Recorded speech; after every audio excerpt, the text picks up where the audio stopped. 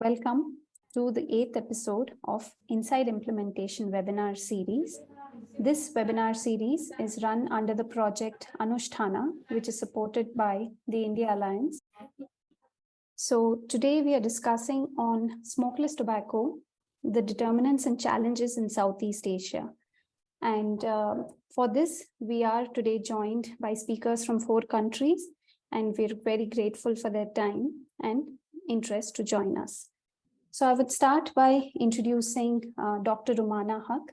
So she is a professor at the Department of Economics, University of Dhaka, Bangladesh. She specializes in health system and health economics and is particularly interested in research and advocacy in the field of non-communicable diseases.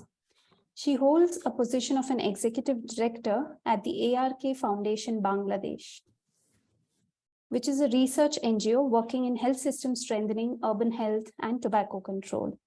She has a wide experience of working with the Ministry of Health and Family Welfare, Bangladesh, local NGOs, as well as development partners. And she's leading a number of projects, research projects in Bangladesh. So a very warm welcome to you, Dr. Rumana. And so to start off with, I would request you to share your thoughts on what are the contextual factors that shape especially smokeless tobacco use in Bangladesh.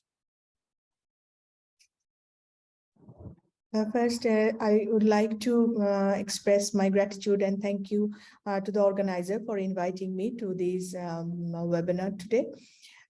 Smokeless tobacco, as we see from Bangladesh, that the overall consumption from the Global Adult Tobacco Survey shows a slight decline.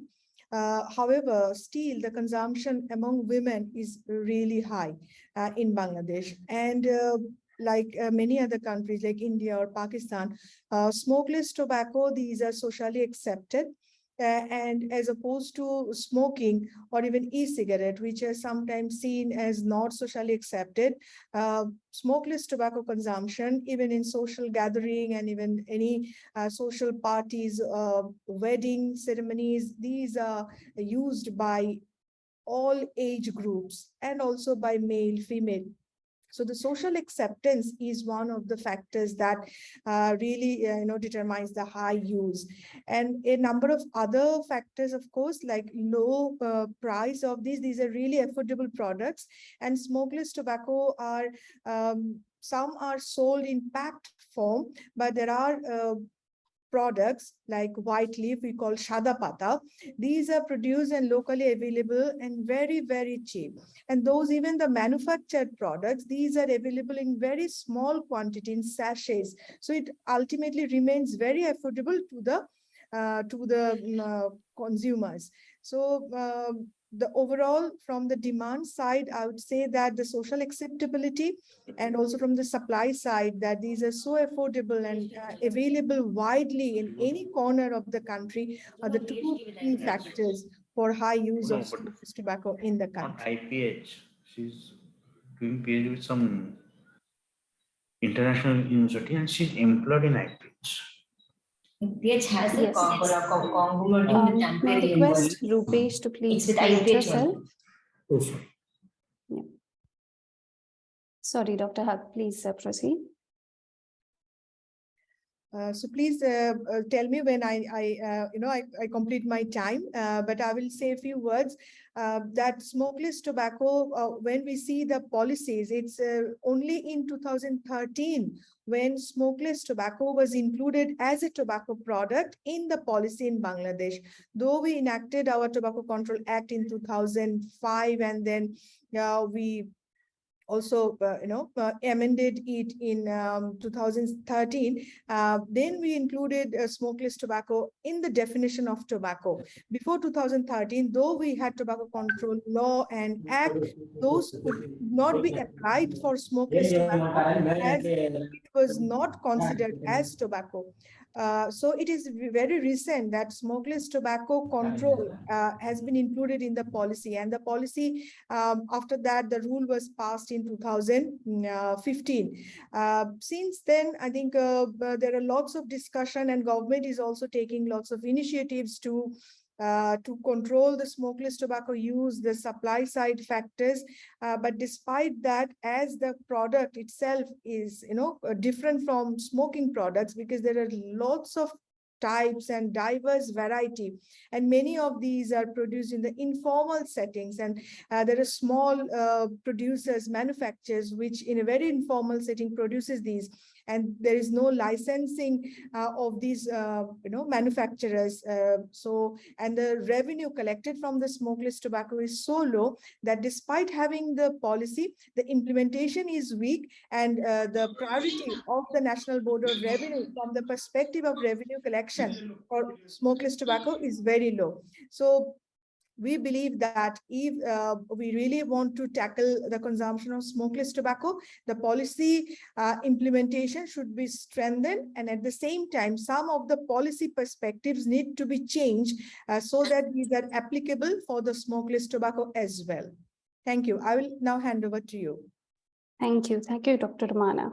So that is a very good overview to understand the situation in Bangladesh, and also a bit of historical context of how it has evolved over the years.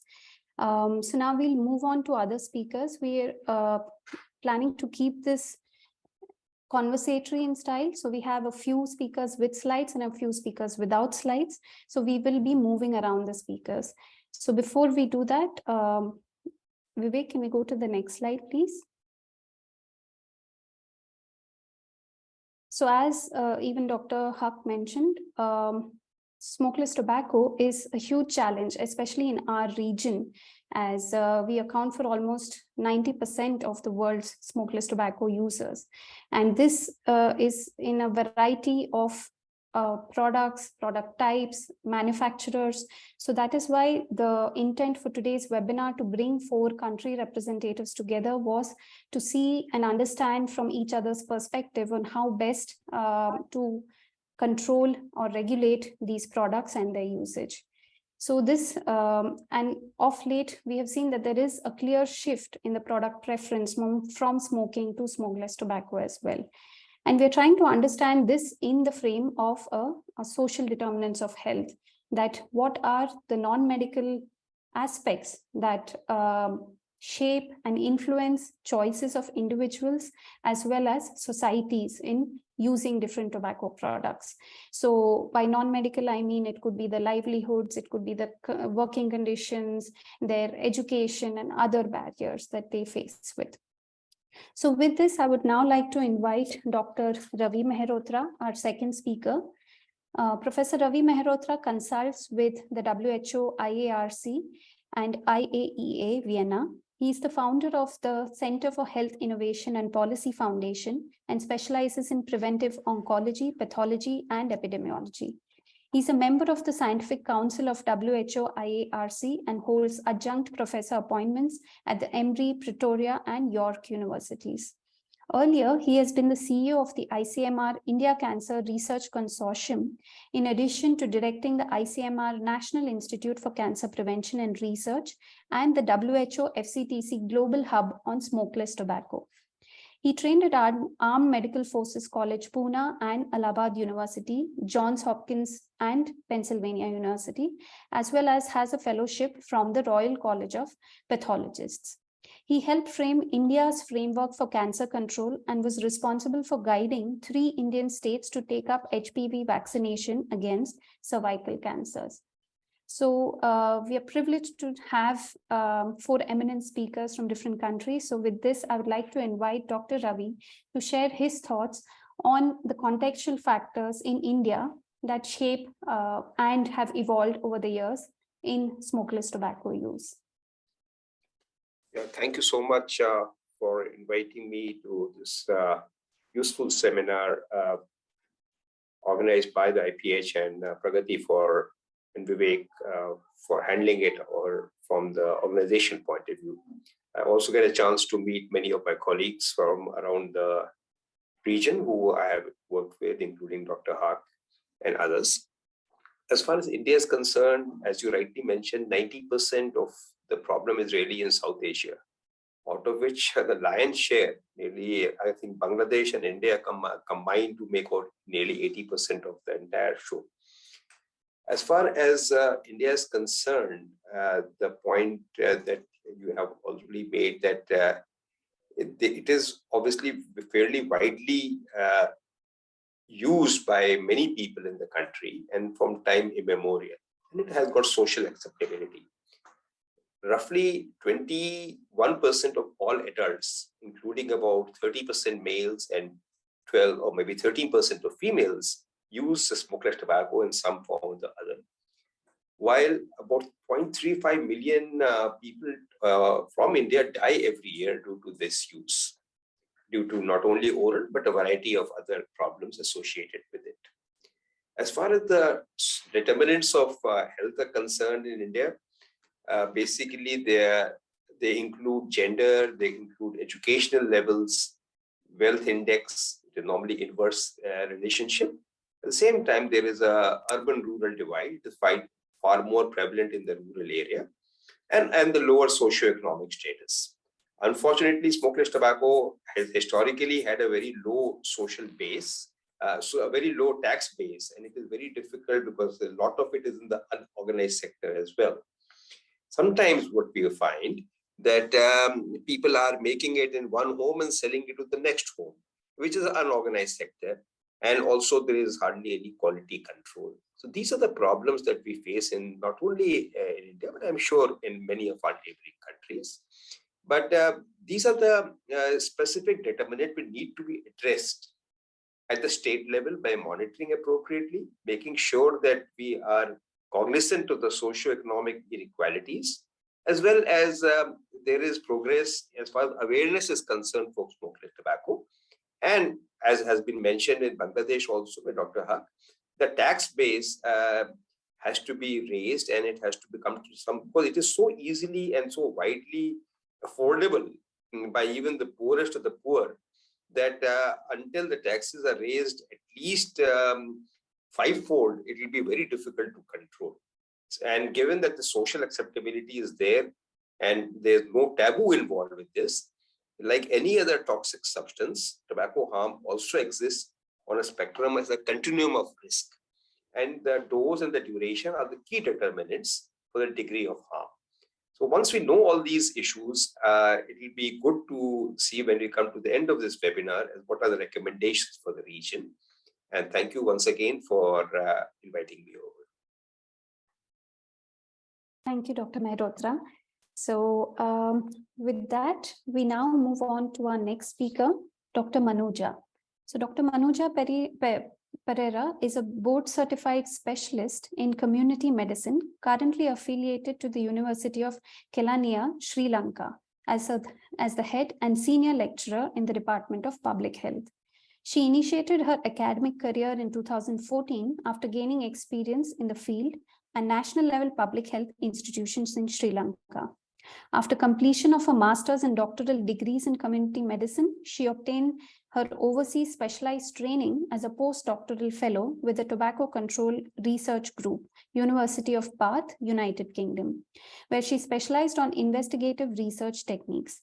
She is the founder editor of Tobacco Unmasked, the investigative research finding dissemination portal of Center for Combating Tobacco, the Tobacco Observatory of Sri Lanka and the South Asia region, established under WHO FCTC Article 5.3. She currently serves as director of the same. Her special interests are substance use control, industry interference in public health, community empowerment, and health promotion. She has been a strong advocate on tobacco, alcohol, and other drug control since her early career days. She currently serves in the board of directors of the Alcohol and Drug Information Center, Sri Lanka, and is the founder, patron, and director of Young Professionals Alliance for Health. So with this, Dr. Manuja, over to you, and we look forward to hearing from the experience of Sri Lanka. Okay, thank you very much, Pragati, and thank you for inviting me to be a part of this discussion. So I have made a few slides, but I may not use all of them, just to show some images, relevant images. So if we talk about the contextual factors, the current contextual factors, there is this norm or there is this saying that this is part of our tradition. However, the historical documents say that tobacco is introduced to Sri Lanka by Portuguese, and like the top picture here shows the traditional serving tray we call heppua in high caste families in Sri Lanka, where it is all where they always offer betel, arecanut, and tobacco to the visitors to their household. And the second picture is actually an offering for monks, Buddhist monks. This is called the Dehat Vattiya. Vattiya is a basket. It's an offering from the pilgrims to the monks as a gift for the blessings they receive from these monks. So based on these traditional practices, Sri Lankans tend to think that smokeless tobacco is part of their tradition. However, in the current context,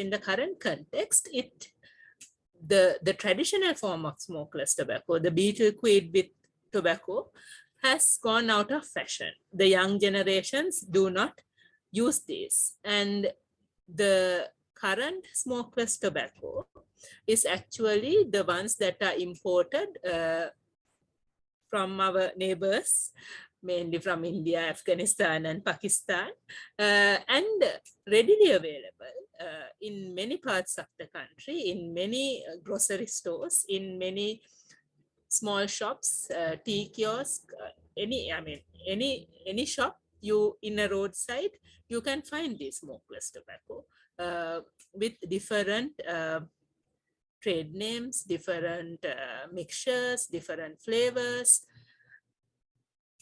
Amidst all this, it still remains out of fashion.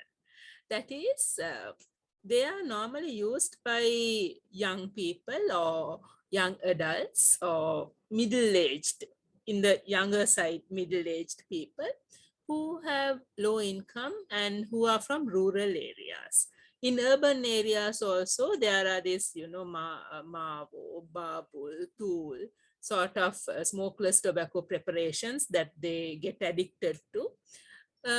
They are used by low-income categories, groups of our population.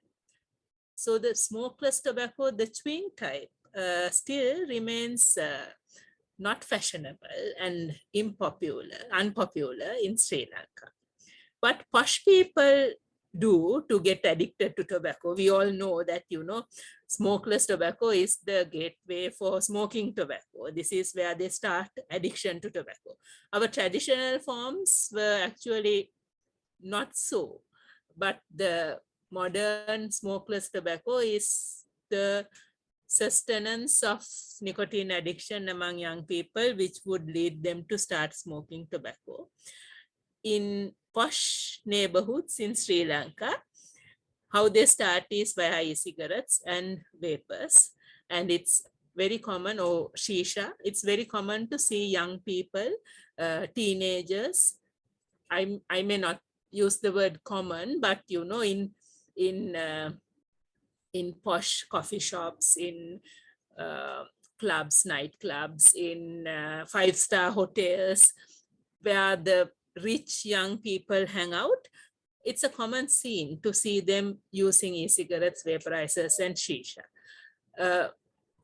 With all these observations, it's really funny because in 2016, we actually banned selling or trading smokeless tobacco. So, so whatever said and done, this is illegal to be sold. And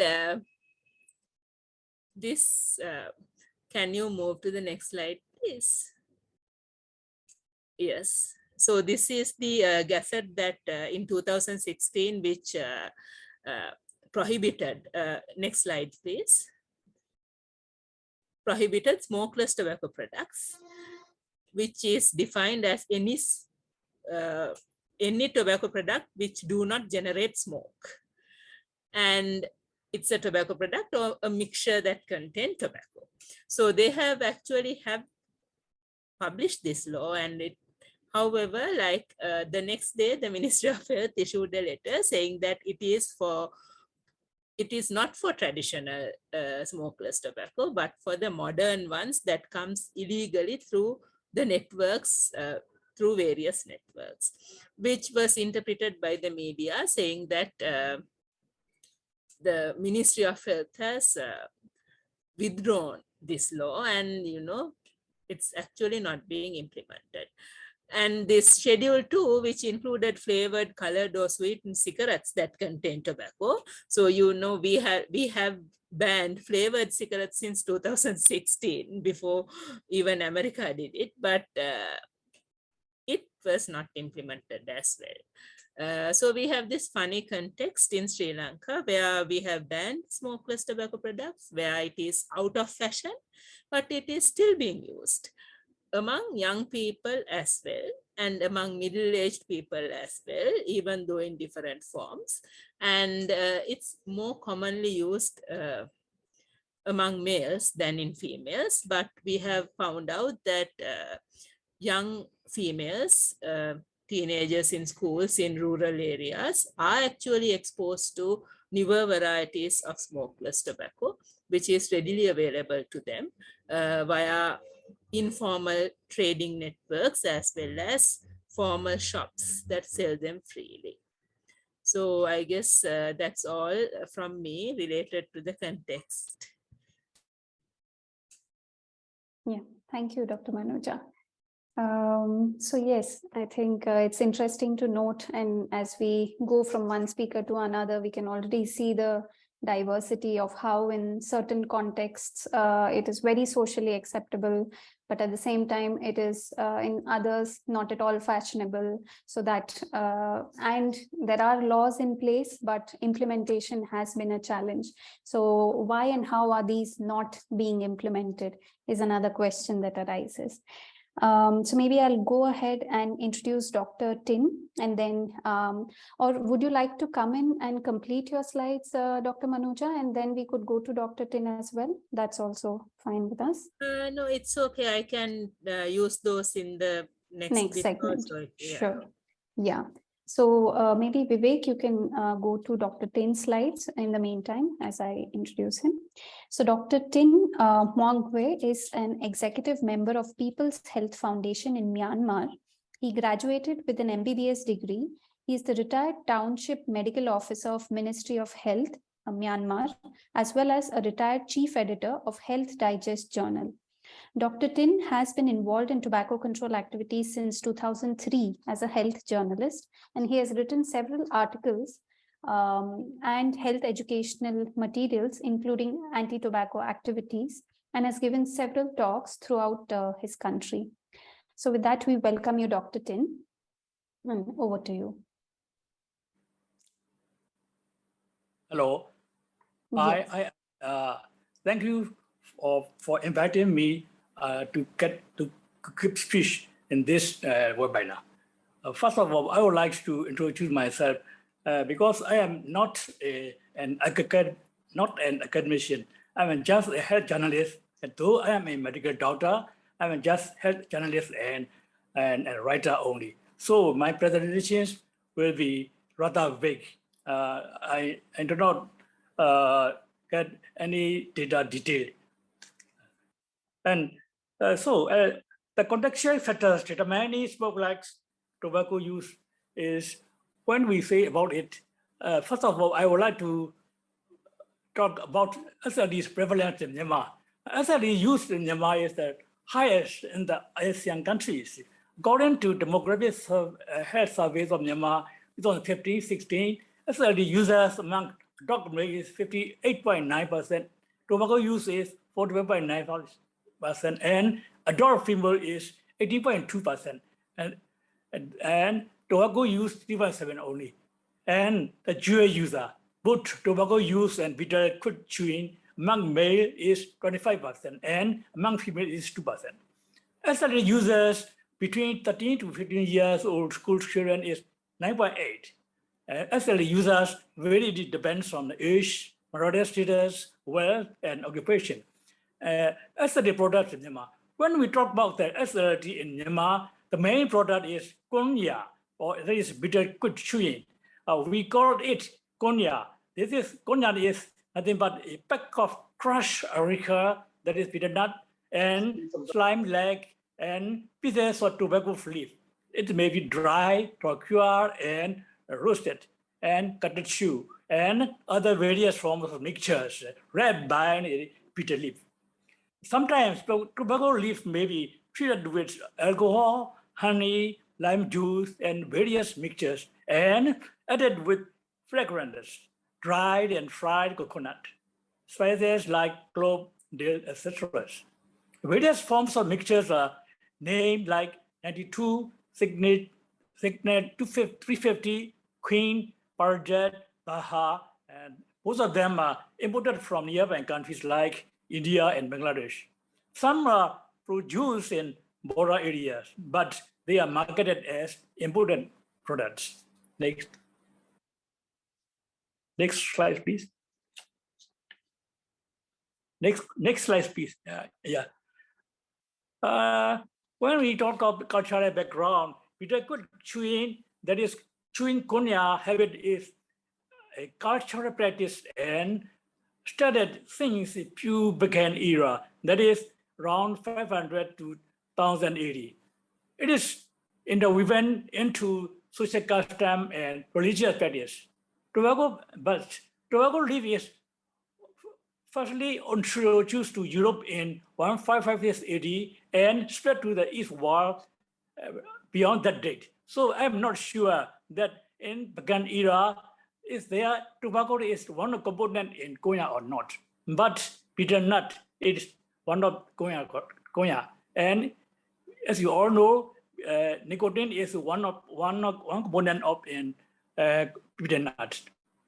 And other ingredients, usually I would like to introduce a tool that is Myanmar called Con8, and that is a Con8 is nothing but a carrier box which koya and its ingredients are carried, and that is a lacquered fancy box, and sometimes it is made of gold and silver and could be used only by wealthy people and royal family only.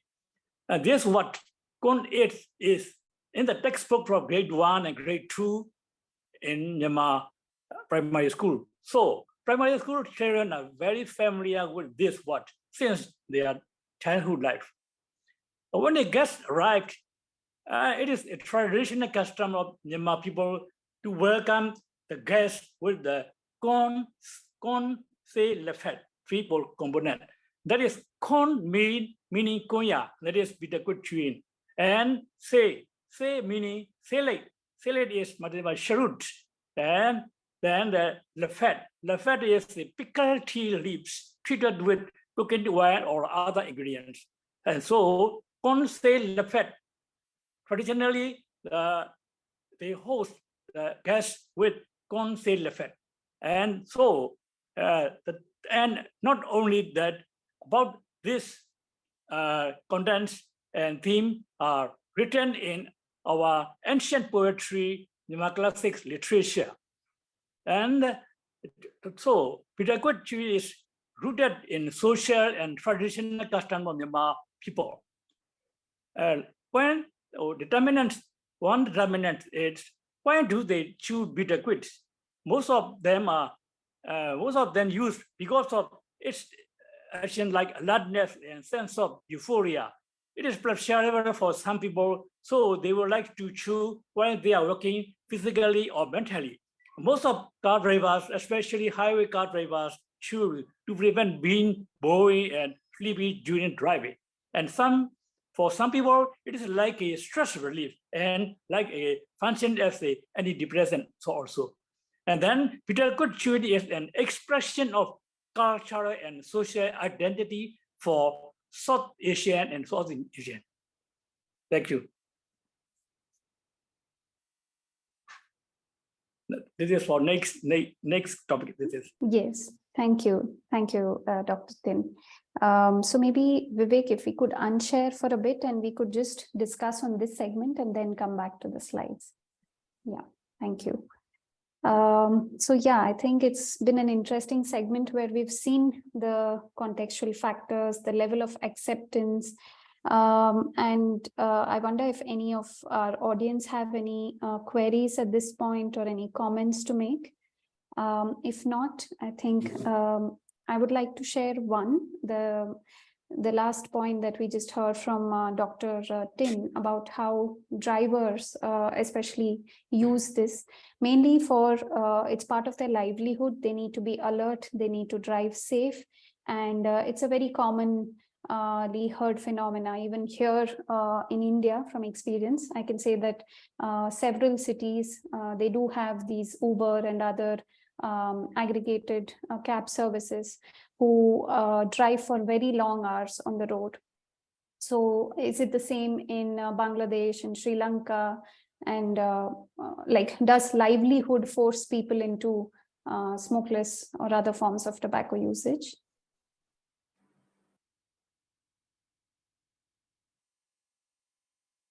If Rumana or Manuja would like to come in. Okay, so I've seen, I'm Manuja, so I've seen it being used as an excuse to sustain their addiction, or, to people with vested interest to support non-implementation of laws. Rather than, any addiction is a habit, and there can be, if you are a driver, you are not supposed to drive when you are sleepy. You are supposed to stop and rest. You are not supposed to, chew on betel and tobacco and, try to gain more attention when you can't keep attention. So I've seen these sorts of remarks made by people as excuses, and have actually used this to popularize this substance among the new entrance to these informal occupations. And it's very sad because our control programs, our education programs, formal or informal, only occasionally reach these informal occupational settings. And therefore, they are so vulnerable for these marketing and promotion tactics, and they are exposed to these. And they start using smokeless tobacco and then upgrade into smoking tobacco and other drugs, including cannabis. So yes, we have seen this argument being used in Sri Lanka too. Thank you. Yes. If there are any other comments, please feel free to use the chat box as and when you get any thoughts, any queries, and we will take them at the end of the next segment. So Vivek, if we can have the slides on the policies so far by Dr. Manoja as well as Dr. Tin. Dr. Romana briefly mentioned at the start about the 2013 onwards policy efforts in Bangladesh. So Vivek, if we could put the slides up again, we'll complete the slides and then get into the discussion.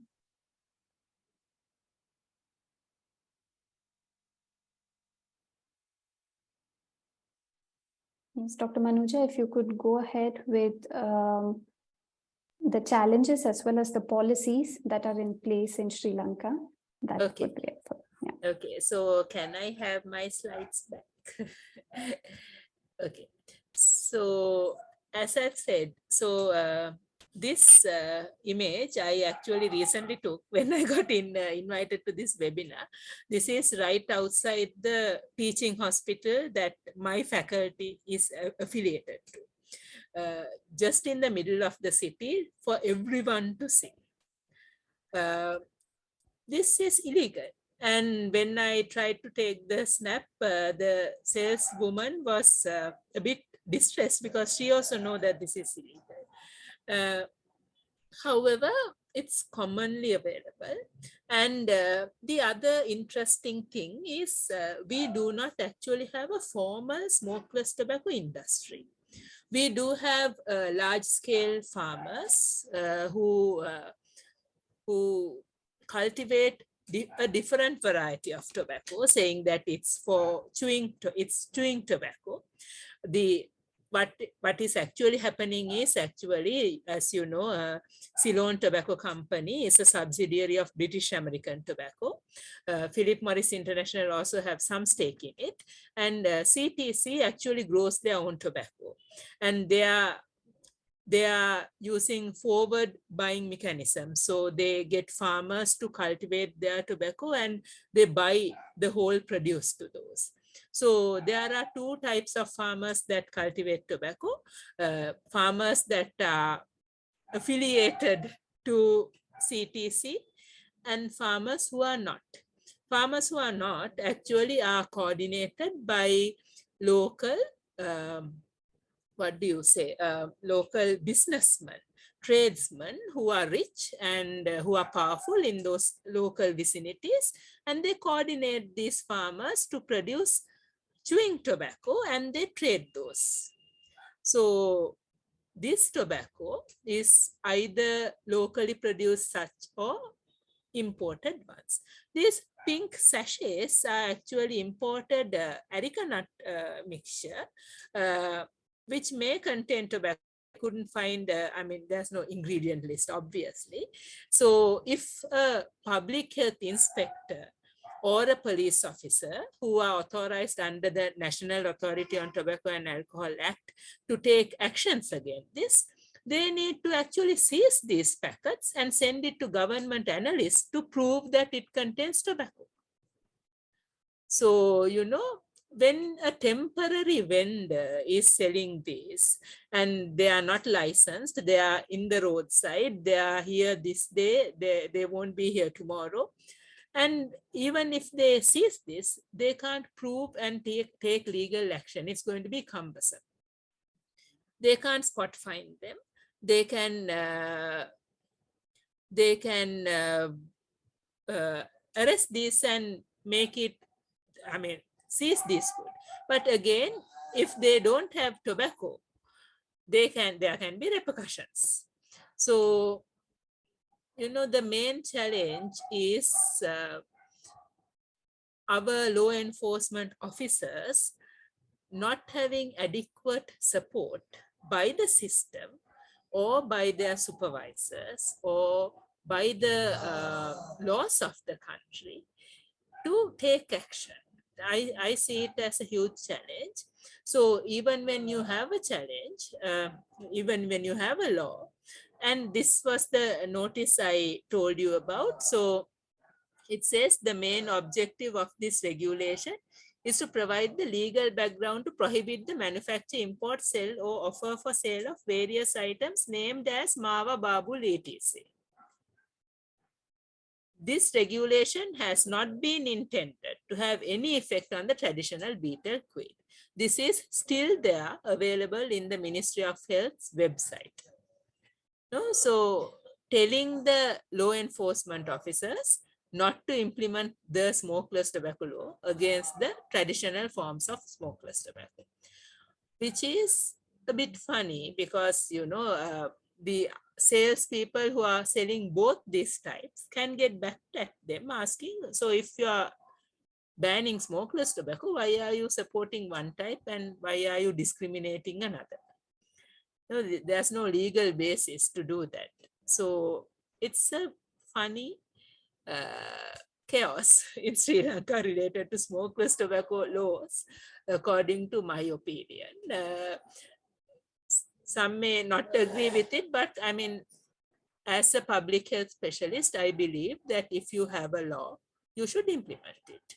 Otherwise, you are being a very bad case study because, you know, you are counted as a country that has prohibited smokeless tobacco sales. And when, you know, global level data is analyzed to prove whether this intervention works in controlling smokeless tobacco, we are being a very bad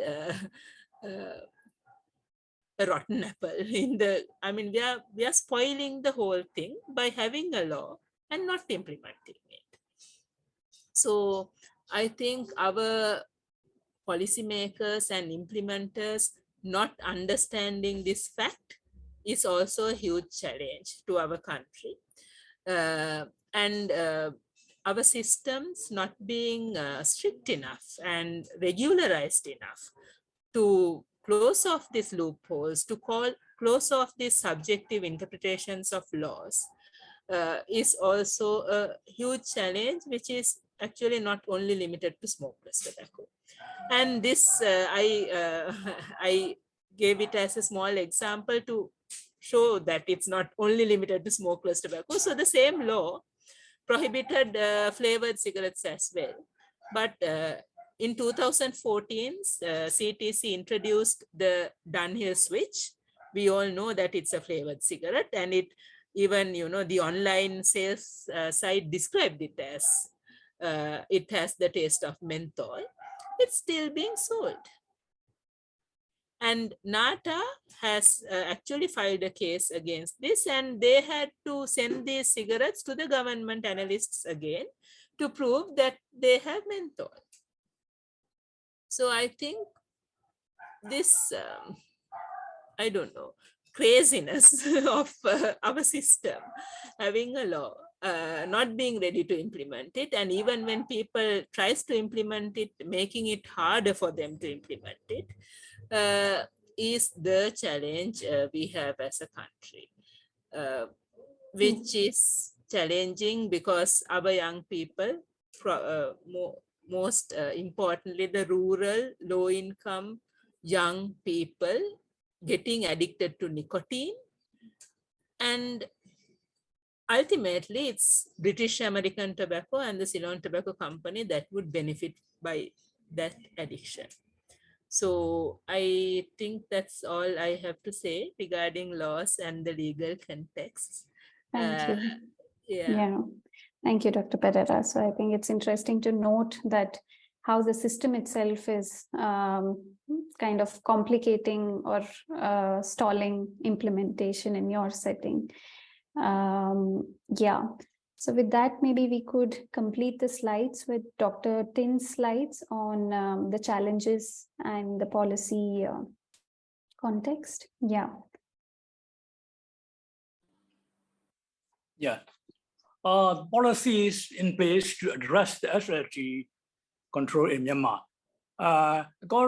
After advocacy meeting fair conducted after the FCCC is ratified by the government, and the advocacy meeting to the local policy maker, local authorities, educationalists, media, community, and religious leaders incorporated with the cooperation with the national NGOs like Women Affairs Myanmar, Myanmar Medical Association, Myanmar Health Assistance Association, Red Cross, etc.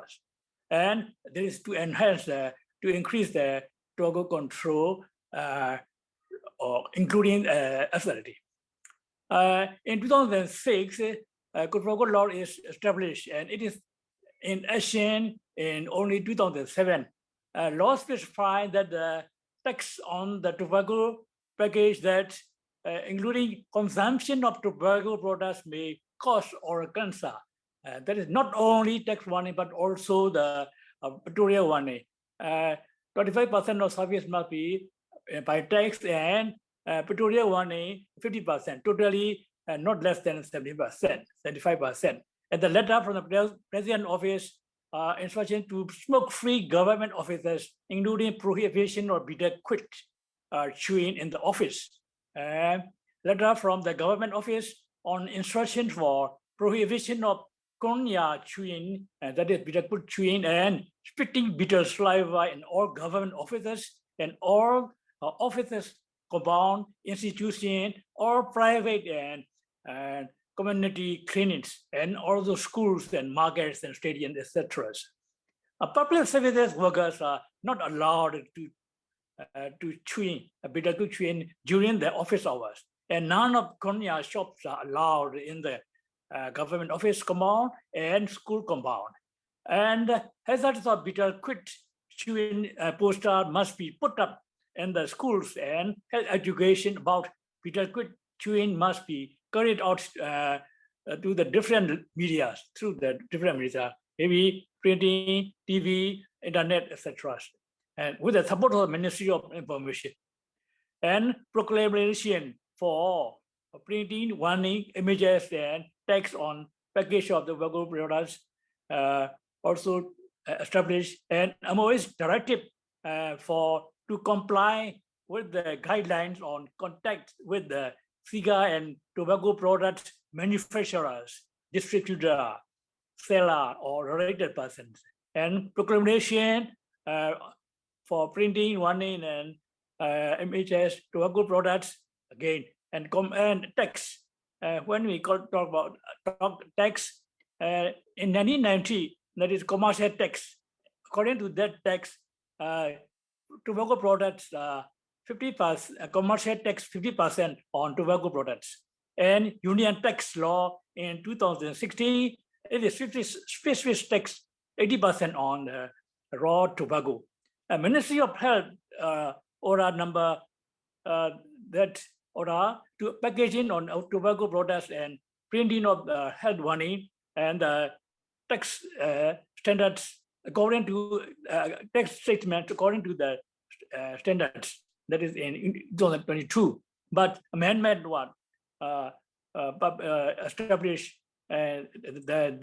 this order is postponed up to 2020 December, end of December 2023. Next.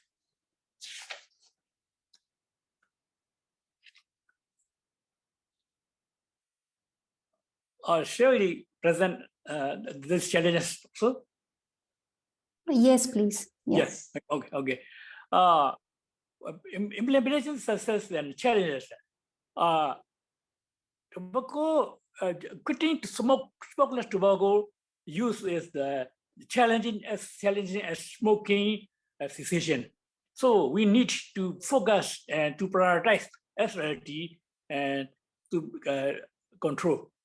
And bitter quit chewing habit is deeply rooted in traditional custom of culture of Myanmar.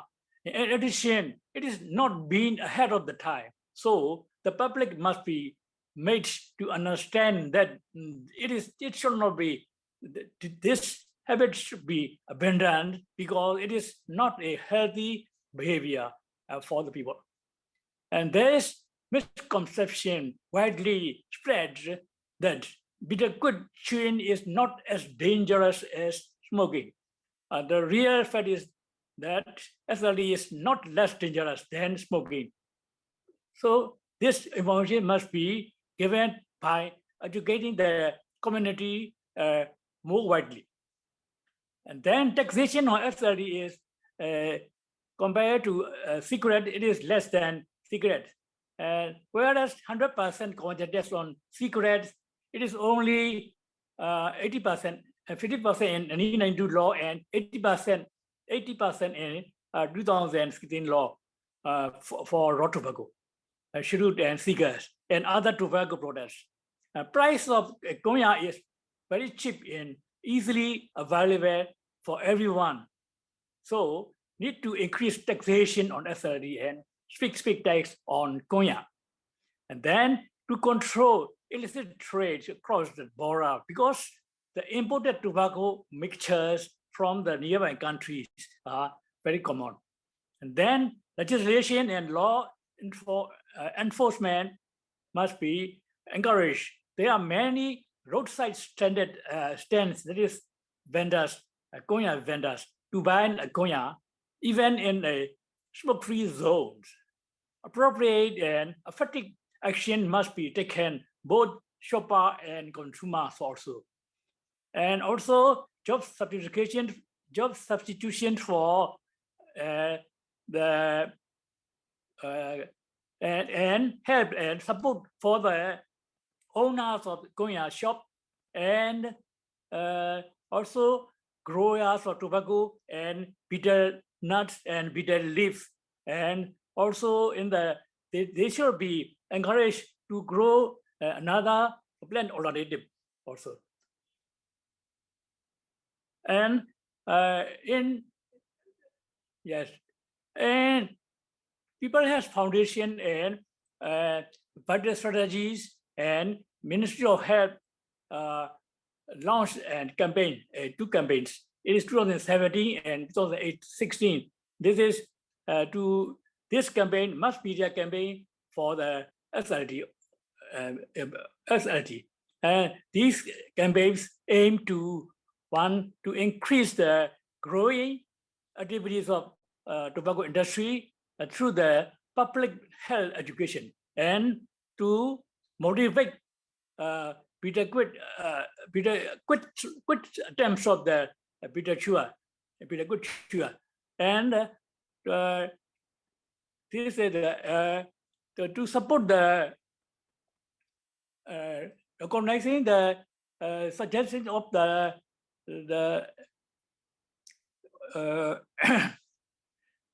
to increase my something. Okay. Sure. And No worries. Yes. yeah, my flood in this way. And campaigns are noted to the next media and also the TV, internet, and including Facebook. And as a health journalist, I have wrote many health educational articles, including anti-tobacco control and SLT. And these are what we have done in recent years. Thank you. Thank you, Dr. Tin, for sharing both the policies that exist and the challenges that are there to implementing them. With that, I'd like to invite Dr. Rumana to share a bit about Bangladesh and what have been the challenges there in implementing the policies. Sure. Thank you again for inviting me. I will briefly talk about the policies and then we'll go to the challenges maybe because there are different dimensions of the policy as well. Yes. So thank you. In Bangladesh, as I was saying, that taxes on smokeless tobacco was imposed from 2003. So from then, there are two products, Jorda and Gul. Those are under taxation, but other products are not in the tax net. Though there are tax on smokeless tobacco and there are mandate to have the excise stamp affixed on the pack, but in reality, the products are so small in size that the tax stamps are very hard to post on these small packets. And as I was saying earlier, that though there is a law to have tax stamp affixed on the pack, the packs are mainly, or the manufacturing are done in the informal sector. So many of these are not under the tax net. So it is easy to violate the tax as the tax stamps are not affixed in reality. In terms of the policy, like in Bangladesh, there is policy for pictorial health warning labels on packs, and that applies for smokeless tobacco. Again, for the same reasons as I was explaining, the pack size is so small, and also many of the products are produced in the informal setting. In reality, you will not find these health warnings on the smokeless tobacco packs.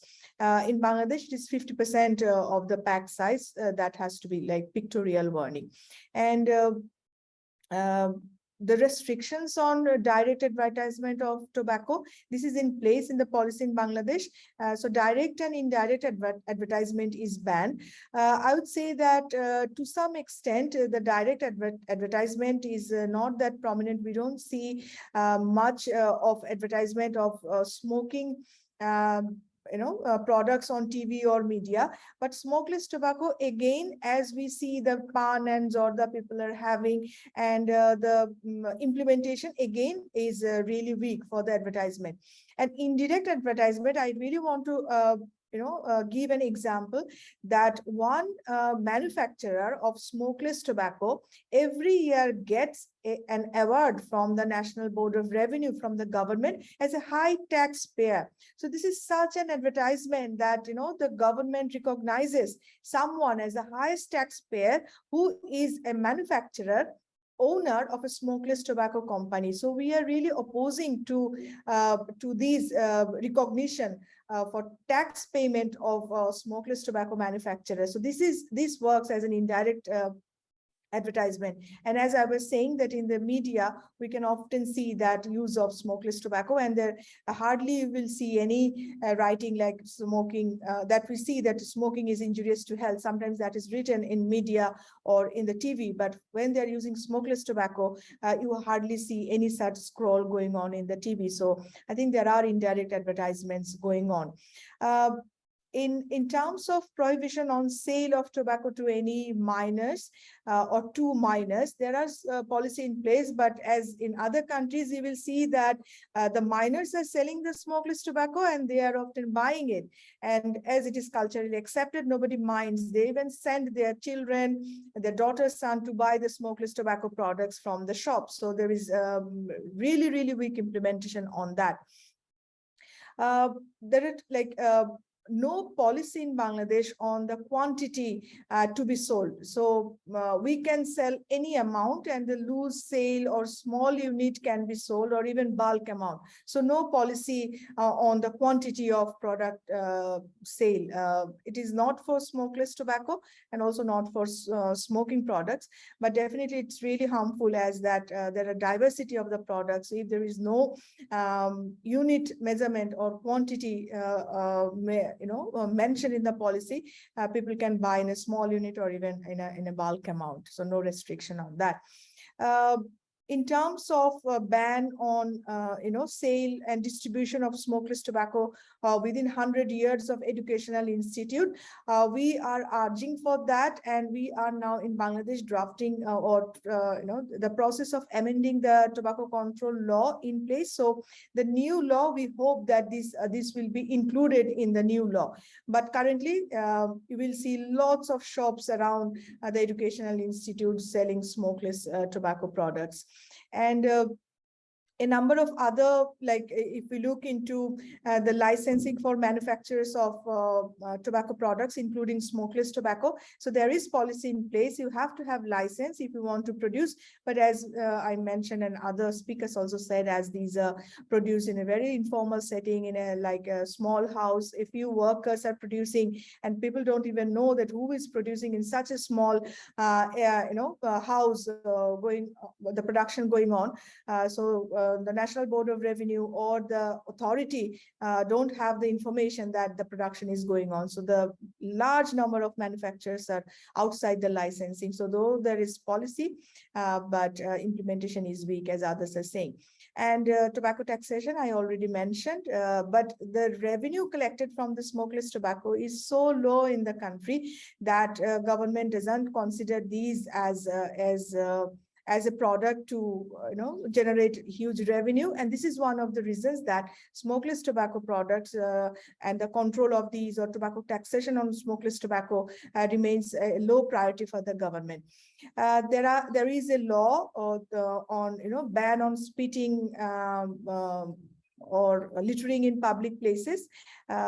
This law is well maintained the compliance is moderate, but of course we still see the spitting in different areas where people are not very aware, or in many rural areas. So though there is policy in place, some implementation, but this can be improved. So very briefly, the challenges now we are facing for compliance is that the focus, the priority is not for smokeless tobacco.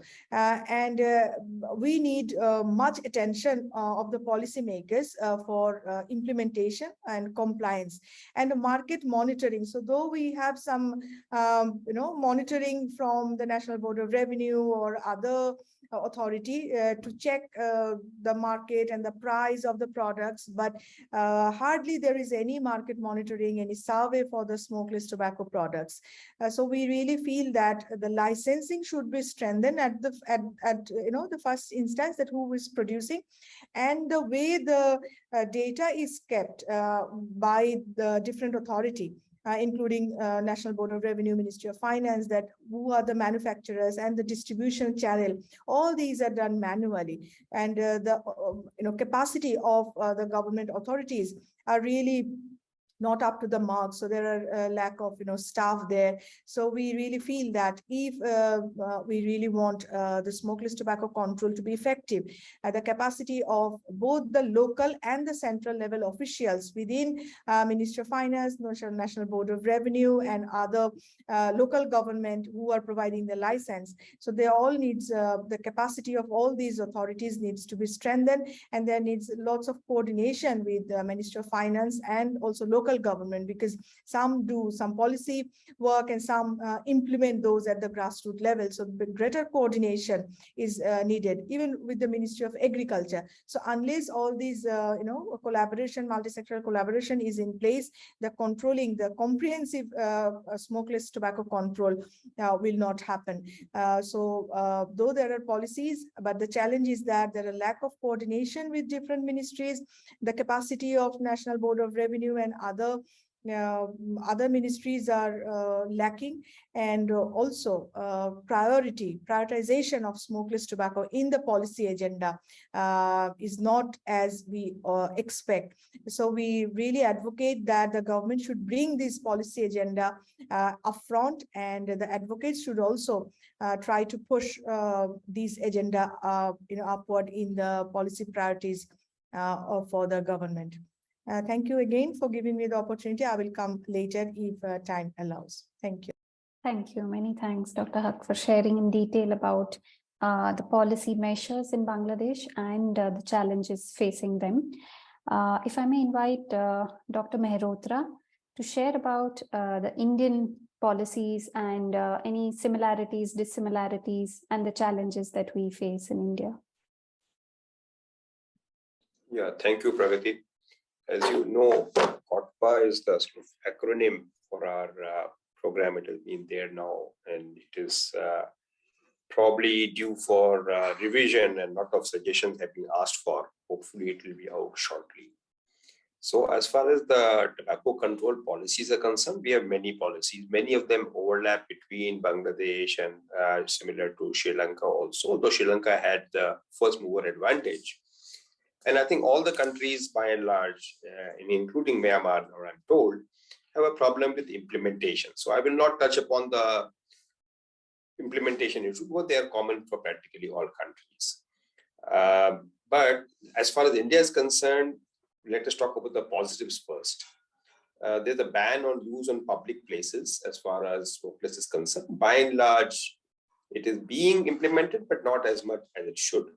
Especially with the COVID pandemic, several states and local authorities had actually banned the sale of SLTs in public places, but now things are back to where they were.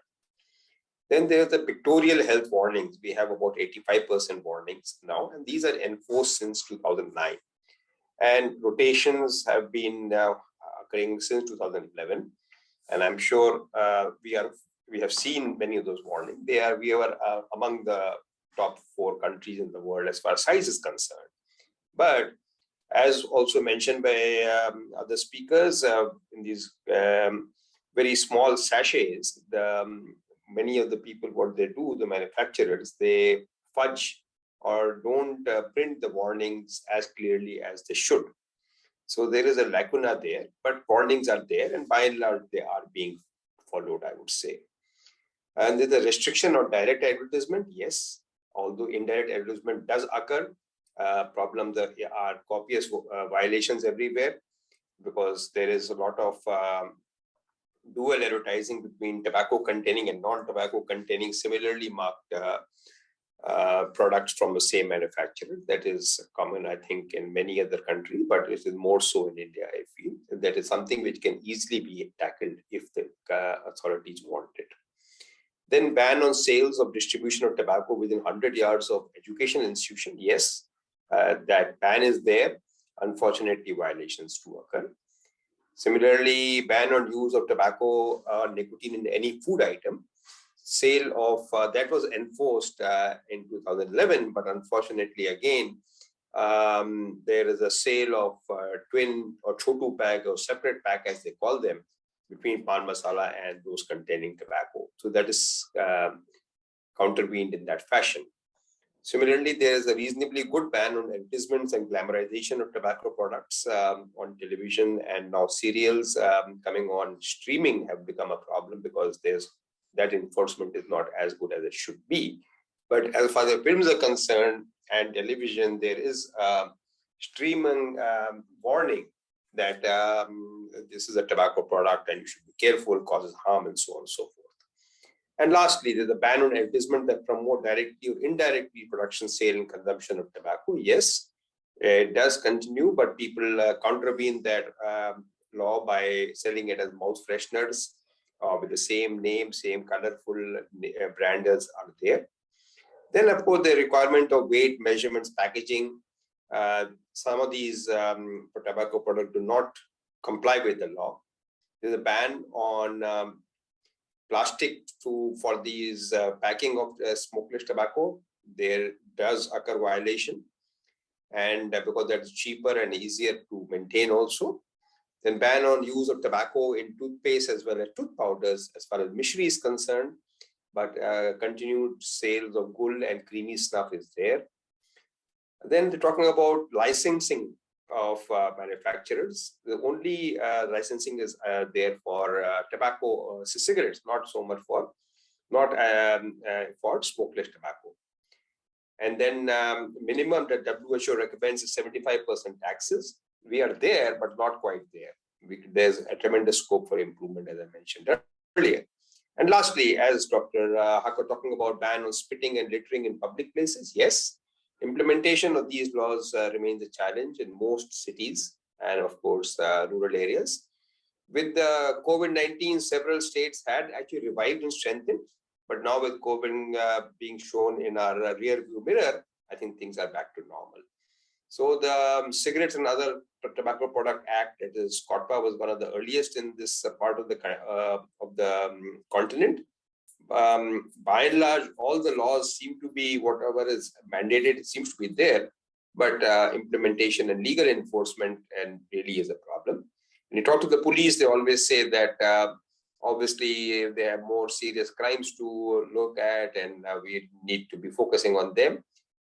The other countries where, of course, has mentioned is Bhutan, Australia, Singapore, and Sri Lanka to a certain extent. They have banned the manufacture, but our places, both in Bangladesh and in India, manufacture is rampant, and unfortunately, we do export to many other countries. So the way forward we can talk about later, but maybe I'll just talk about plain packaging could be a way forward if the government really wants to go in. I'll be happy to take questions at the end of the session. Thank you so much, Pragati. Thanks a lot. Yeah. So I think that brings us to a place where we've now heard from all the 4 countries what is the context, what has been the sort of policy angles that they have looked at in different countries, and also how it is being implemented right now. So many policies are still on paper, some are well into practice. So maybe we can take 1 or 2 questions that have come into the chat. So there is one mainly on the percentage of like COTPA implementation as per your experience. So I mean, is it specifically towards smokeless tobacco and the packaging clause, or in general on COTPA? Ashwini, if you'd like to unmute yourself and expand the question, you're welcome to do so.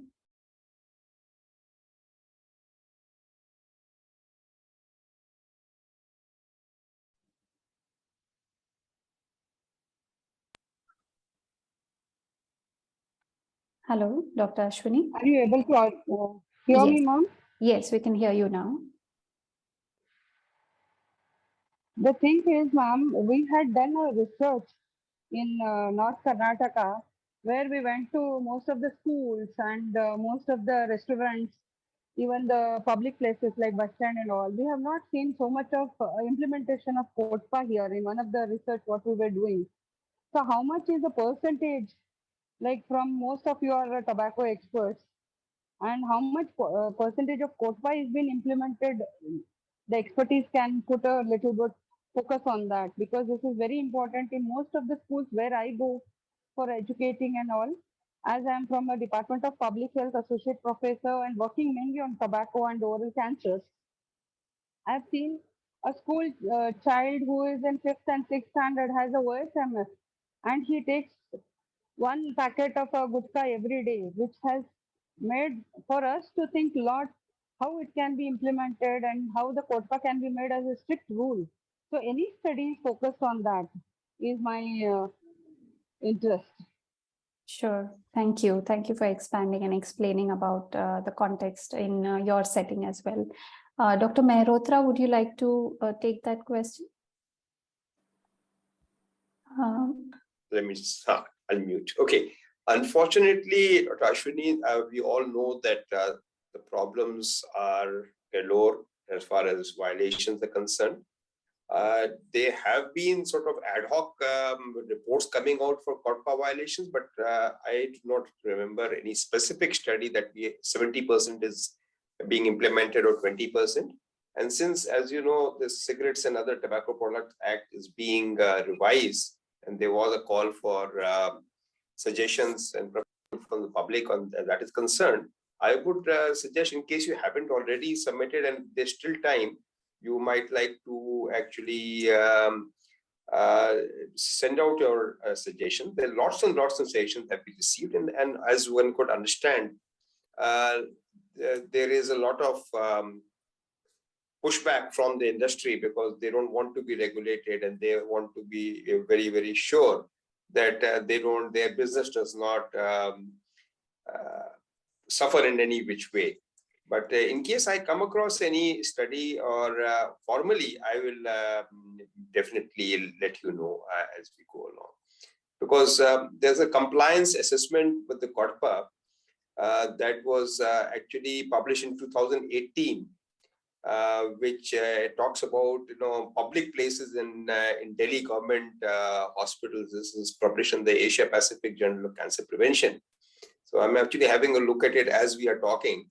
And when they talk about just tobacco use, they observed it in about 40% of hospital buildings and 75% of public places around it. So they just talked about this particular aspect of law enforcement. So there are various aspects of it. But overall, the conclusion by the investigators, Rijani and et al., was that the study highlighted lower compliance than expected, which raised questions on law enforcement. I mean, we all know that. So I don't know anybody has done. Pragati, your group has just recently published, I believe, a very comprehensive paper in which you talk about how were the control policies in low-income and middle-income countries. Realist synthesis. I don't think you talked about the COTPA percentage success, did you? Yes, not so much on the percentages per se, but more on mechanisms on what works and what doesn't work. Right. So as you rightly say, I think we are still with a few compliance assessments, mainly for various sections, for Section 6, for Section 4 of COTPA. But strangely enough, there's no target like, that this much should be the percentage or level of implementation. Yeah. Yes, true. So, yes, thank you, Dr. Ashwini, for that question. And I think there is another question from yourself again on any research in substituting tobacco crops. So, yes. Again, I would like to focus on this, ma'am.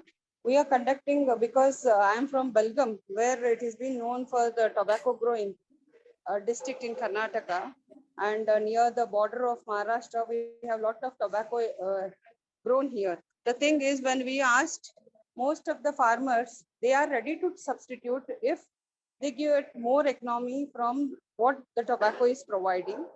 Like now they are shifting to a little bit of sugarcane. But the thing is, most of them are saying that with sugarcane also we have to wait for a lot period, like almost 1.5 years, 2 years, to get the amount back from the sugarcane industries, etc.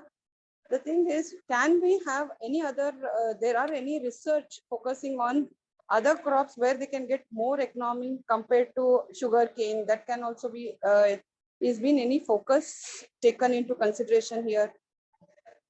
Yes, so I think there is a lot of work going on in Dharwad region of Karnataka by the Center for Multidisciplinary Research, and they have, and in Mysore as well, another prominent tobacco growing area, and they have come up with alternatives, but as you rightly notice, most of them are not economically viable, and that's been one of the challenges. Also, there are a lot of challenges related to multi-cropping and monocropping and how these can be tackled, etc. Owing to the shortage of time, I'll take one more comment that has come into the chat box by Shekhar on mainly the purchase of raw tobacco. So raw tobacco, which is consumed locally and with spices and condiments, is often prepared in small cottage industries. So several countries, like we heard, and even we saw the picture from Dr. Pereira, that how it is freely sold, that there are policies which ban it, but still it's being sold, and quite an unregulated area per se. So I think it's a very vast subject in itself, and especially in our region, a lot more focus needs to go into this because of the magnitude of usage and the health harms that it is causing. So I would like to ask each of the panelists to maybe share just their last thought on, what is maybe one area that in smokeless tobacco control that they feel their country should prioritize in the coming months or years. If I could start with Dr. Rumana from Bangladesh, more like a summary statement. Thank you. I think I would say that Bangladesh is fortunate in a way that our Prime Minister expressed the direction that Bangladesh will be tobacco free by the year 2040. So I think this creates a momentum for the country and the policymakers and the implementers to take the opportunity and really work hard for controlling smokeless tobacco to make the country tobacco free by 2040. Long way to go. We are still like 2022. So we really want to prioritize smokeless tobacco and bring all our efforts together and also take evidence-informed policy making so that we can really tackle the problems together. And in this case, I think I will also urge the regional support and cooperation, collaboration. And I congratulate you for bringing partners from all different countries, which I think shows the commitment from our side. So need to carry forward these efforts. Thank you. Over to you. Thank you, Dr. Haq. Dr. Pereira? Yeah, so what I would like them to realize is actually we need to implement the laws that we already have. And of course, the other thing is, I think we should also try to make the connection between the smokeless and smoking tobacco, especially in our country where the smokeless tobacco industry is not a formal industry, and there's no tactics used by the smokeless tobacco industry per se. It's the local vendors and traders that try to popularize it and sell it to young people. And those young people do not remain the loyal customers for these products. They quickly promote themselves to smoking forms. So I think as a country, we need to realize that, and we need to realize that controlling smokeless tobacco is as important as controlling tobacco smoking. And it should be seen as one issue rather than two different issues worked by two different groups. So I think my main idea is that to be more vigilant about smokeless tobacco control as a country. Yeah, thank you, Dr. Pereira. Dr. Mehrotra, if you'd like to go next.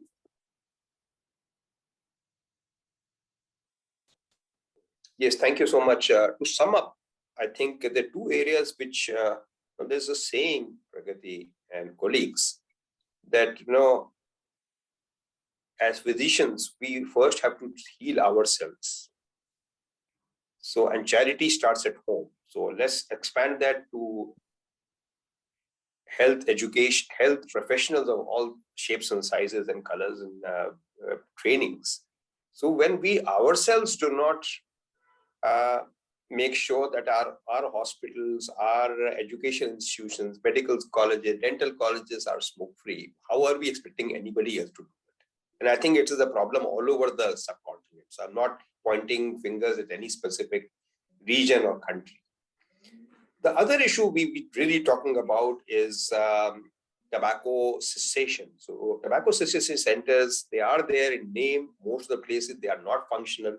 So there is a move, including some from my own organization, and I'll be happy to interact with all our participants, of starting with online, at least, if not contact, at least online training in tobacco cessation, because most of our professionals do not know how to counsel a person. And the problem is that medication is not freely available, it is expensive, and also it is not very practical for smokeless tobacco. So behavioral counseling has been seen by, and Dr. Romana and many others were part of this group.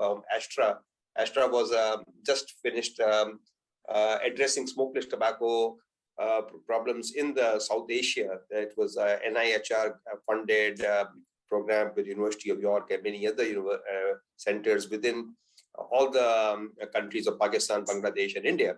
So I think the end result would be, if we were to take one line, that is tobacco cessation should work, increase awareness, increase capacity building, and of course taxation comes at the top level as a WHO suggested measure. But starting from such a low base, I think is going to be many years. And politicians in all our countries, they talk all the right things. They said we should be tobacco free in 5 years or 15 years. It is good. At least we can start off. But at the end of the day, we really should be talking about low-hanging fruit and get on with it rather than waiting for the world to change. Thank you so much. Thank you. Thank you, Dr. Mehrotra. Dr. Tin? Yeah. Yes.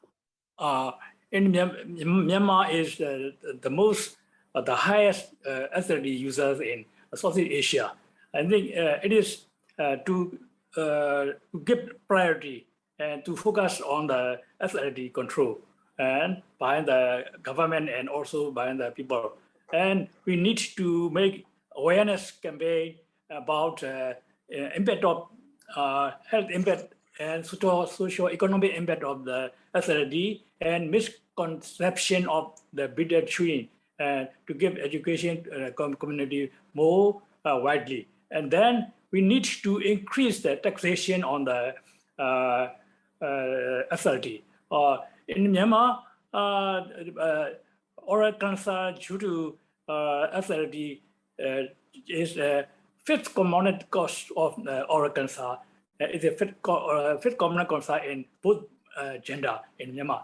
And so we need to make education and to make law enforcement, to make increasing of the taxation, and then job substitution for the all the concerning person, like cornea shoppers and bitter nut, bitter leaf, and tobacco leaf growers, and these duties are to be participated by all the different levels, including policymakers and all educationalists, all the multi-sectorial participating, including media. There's a very important to stakeholders and community, and also to be partner with the media.